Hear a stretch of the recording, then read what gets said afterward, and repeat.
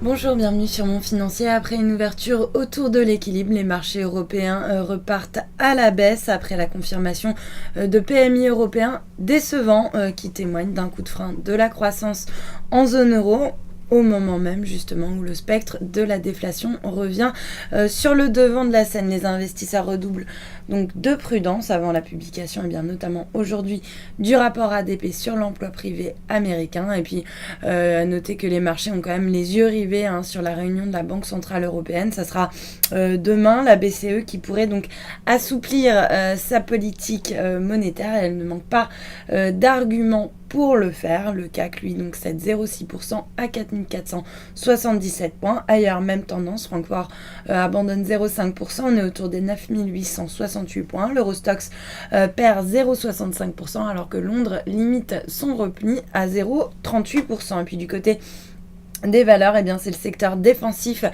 qui tire son épingle du jeu, puisqu'on a Sanofi qui est actuellement en tête du CAC, lanterne rouge en revanche, Bouygues qui dégringole, plombé par une note de Kepler qui dégrade le dossier de conserver à alléger, alors que S&P de son côté a baissé la note de Bouygues en raison de la concurrence dans le mobile.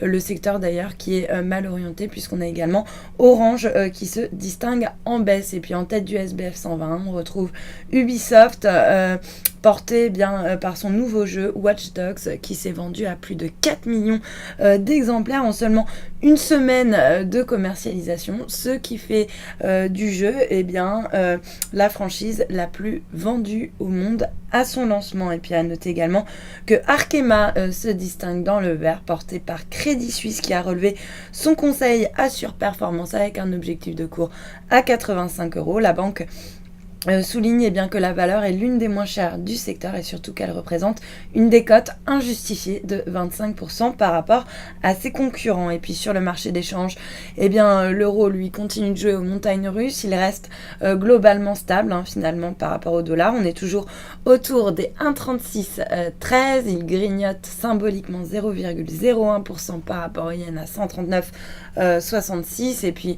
à noter que le billet vert lui aussi reste à l'équilibre face à la devise japonaise. On s'échange autour des 102,60 yens. Et puis pour terminer, l'once d'or qui reste solidement ancrée autour des 1246 $. L'once, voilà pour la mi-séance. Restez avec nous, très bonne journée.